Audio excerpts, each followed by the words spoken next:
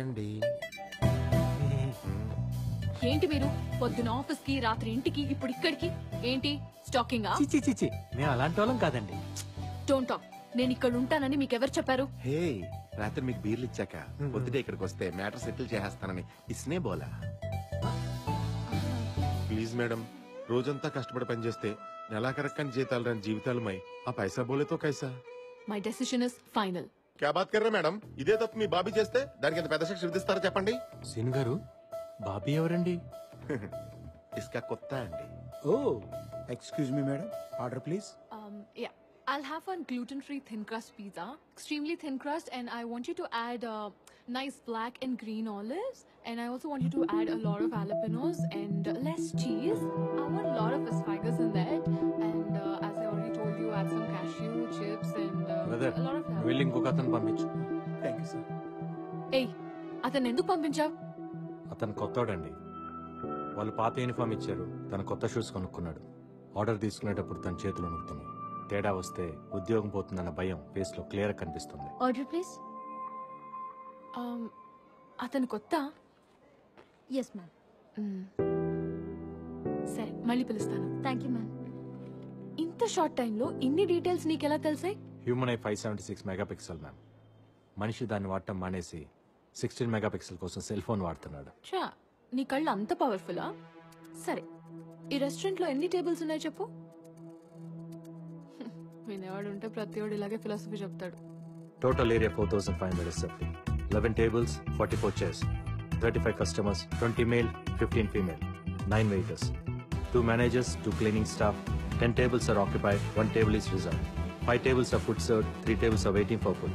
ఒక table bill కట్టలేదు, ఒక టేబుల్ ఫుడ్ ఆర్డర్ చేయలేదు. Bill counter is in the left side, hand wash in the right side. Me friends నన్ను చూస్తున్నారు, వాళ్ళని నలుగురు కుర్రాళ్ళు సైట్ కొడుతున్నారు. ఇప్పుడు మీరు నన్ను చూస్తున్నారు.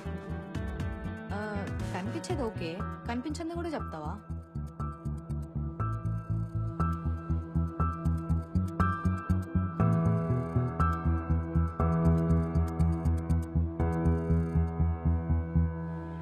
Madam madam madam please madam, తను అడిగిందని చెప్పానంతే. ప్లీజ్ మేడం, ఒకసారి మేనేజర్ కాల్ చేసి అకౌంట్స్ మార్చని చెప్పండి మేడం. మేడం మేనేజర్ కి ఫోన్ చేయి. మేడం ఫోన్ చేయి. అకౌంట్స్ తీసేస్తాను చెప్తారా, లేకపోతే మమ్మల్ని తీసేయమని చెప్తారా? ఏం చెప్తే నువ్వు నా వెనకాల తిరగడం మానేస్తావో చెప్పు, అదే చెప్తా. అప్పుడు అకౌంట్ తీనేని చెప్పండి సరే. మేడం. ఒక్క నిమిషం. సార్, మేడం గారు మాట్లాడుతున్నారు సార్, ఒక్క నిమిషం. Madam manager,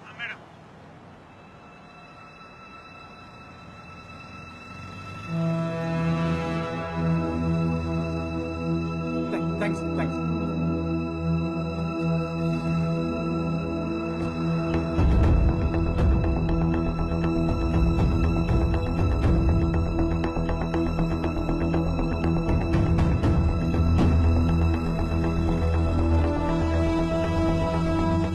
morning sir.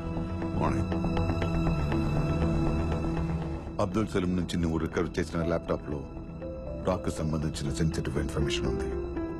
More than that, Pakistan లో ఆపరేట్ చేస్తున్న మన ఏజెంట్స్ మొత్తం ఇన్ఫో దాంట్లో ఉంది. వాడికి ఎలా దొరికింది సార్? సలీం ని పట్టుకుంటున్నప్పుడు రెడ్ జాకెట్ వేసుకున్న ఒకడిని షూట్ చేశావు, గుర్తుందా? వాడు రా అనలిస్ట్. ఆ ఇన్ఫర్మేషన్ కోసమే సలీం అక్కడికి వెళ్ళాడు.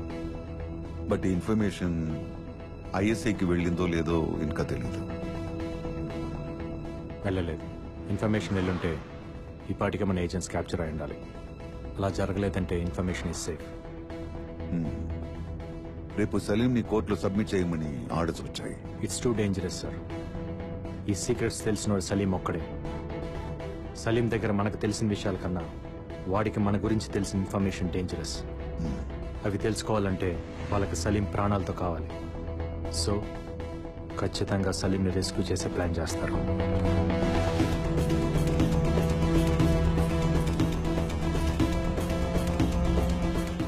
రేపు కోర్టుకి తీసుకెళ్లేటప్పుడు సలీం ని రెస్క్యూ చేయబోతున్నారని ఇంటెల్ వచ్చింది. డేంజర్ ఉందని తెలిసి కూడా కోర్టుకి ఎందుకు సార్ తీసుకెళ్తాం?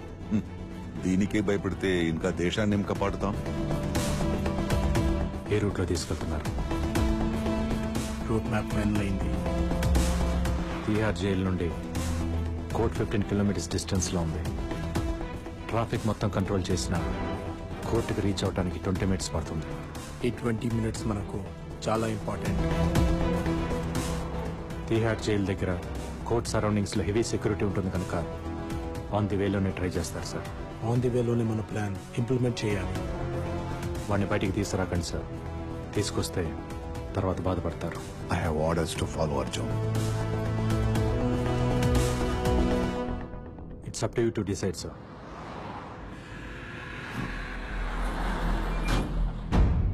సిటీలో ప్రతి 200 మీటర్స్ కి పోలీసులు ఉంటారు.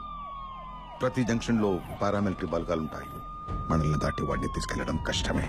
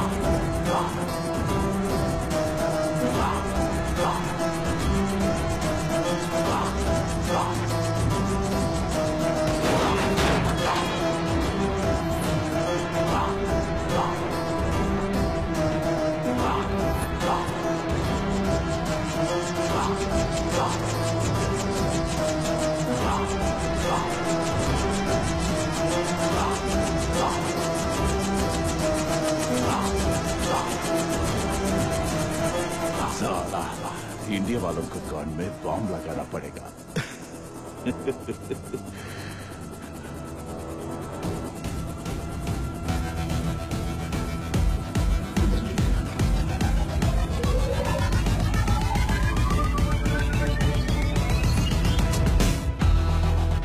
साला बस अगर मुझे कुछ हो गया तो हिंदुस्तान में आग लग जाएगी కానీ ఇండియాలో కాదు, ఖురేషీ గుంటెల్లో, పాకిస్తాన్ క్యాంప్లో.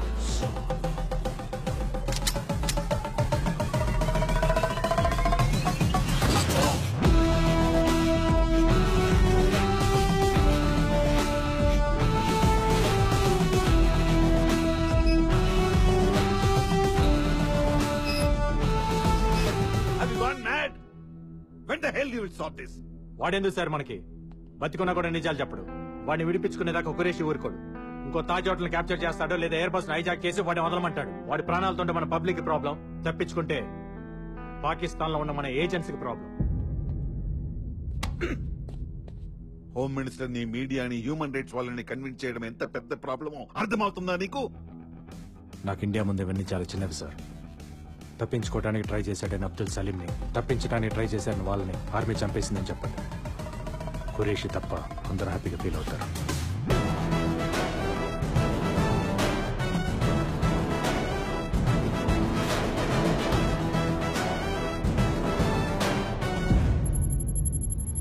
ఫుల్ సెక్యూరిటీ మధ్య అబ్దుల్ సలీం ని జైలు నుంచి కోర్టుకి తీసుకెళ్తుండగా అటాక్ చేసిన టెర్రరిస్టులకి, ఆర్మీకి జరిగిన ఫైరింగ్ లో అబ్దుల్ సలీం, అతని అనుచరులు మరణించారు. ఇప్పుడు ఏం చేద్దాం? Enjoy your tea.